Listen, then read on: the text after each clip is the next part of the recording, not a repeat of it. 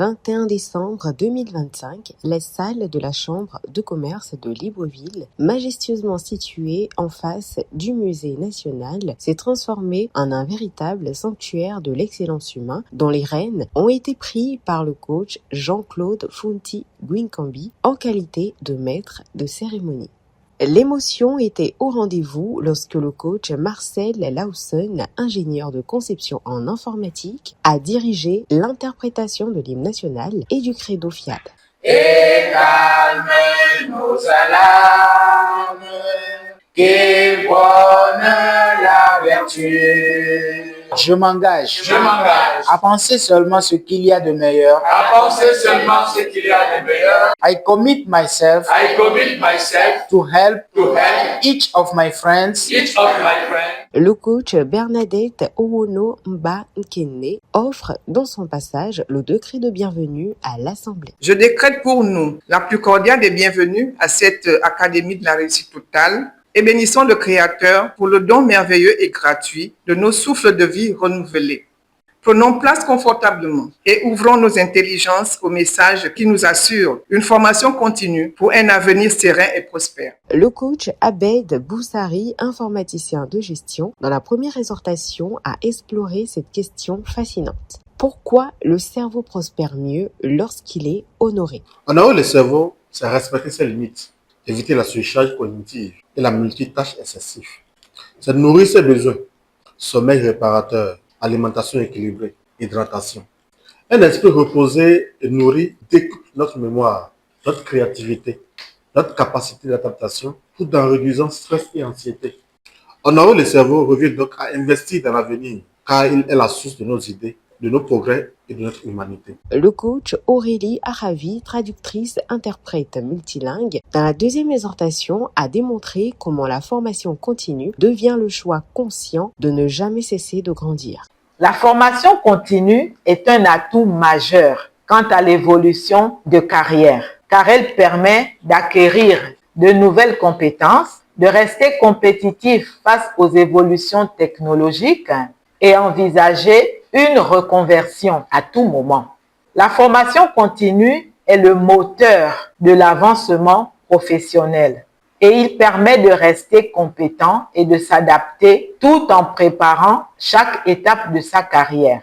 Il est donc important pour chacun de nous de songer à toujours s'investir dans sa quête de formation continue afin de progresser dans tous les domaines de la vie. À sa suite, le coach Sandra Amélie-Dissot, opératrice économique, lève le voile sur le pouvoir nuisible des discours intérieurs non maîtrisés. Chaque être humain vit avec un discours intérieur permanent, une voix silencieuse qui interprète les événements, tire des conclusions. Cette voix ne se tait jamais. Jour et nuit, elle parle en nous. Et lorsque ce discours intérieur n'est jamais exprimé, il devient une prison invisible. Dans la relation parent-enfant, un enfant qui n'exprime pas sa peur, sa colère ou sa tristesse développe soit de l'agressivité, soit un repli sur lui-même. Mais lorsqu'il met les mots sur ce qu'il ressent, l'émotion se régule. Le retour des autres permet d'affiner sa vision, de corriger notre interprétation, de construire une opinion plus juste. C'est ainsi qu'on grandit. Le moment de showtime de 10 minutes vient ponctuer cette symphonie intellectuelle, rappelant que la réussite totale intègre aussi l'expression créative et la joie de vivre. Dans la dernière exhortation, le maître de cérémonie a partagé sa vision sur le mouvement et la santé.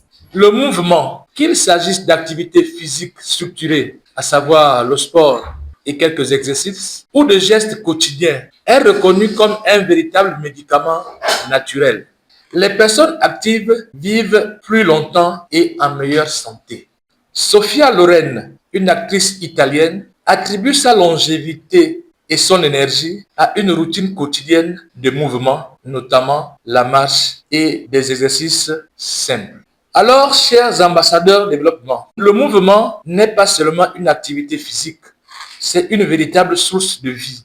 Chaque pas, chaque geste, chaque effort est un investissement dans notre santé. Le coach Atanda Bakari, informaticien, a lancé l'appel à contribution transformant les spectateurs en acteurs de leur propre transformation. La générosité, au-delà de sa dimension matérielle, est une valeur cardinale. Elle est l'expression d'un engagement libre et responsable. Répondre favorablement à cet appel à contribution, c'est affirmer votre adhésion à la mission que nous portons ensemble au sein de notre académie. Je vous invite à contribuer dans un esprit de reconnaissance envers Dieu qui demeure le fondement et la finalité de toute œuvre juste. Le clou de la soirée a été l'atelier de programmation du logiciel de restauration et de réussite intégrale animé par le coach Armel Mbumba, gestionnaire comptable et fiscal. Ainsi s'est achevé ce numéro de l'Académie de la réussite totale de ce dimanche 21 décembre 2025.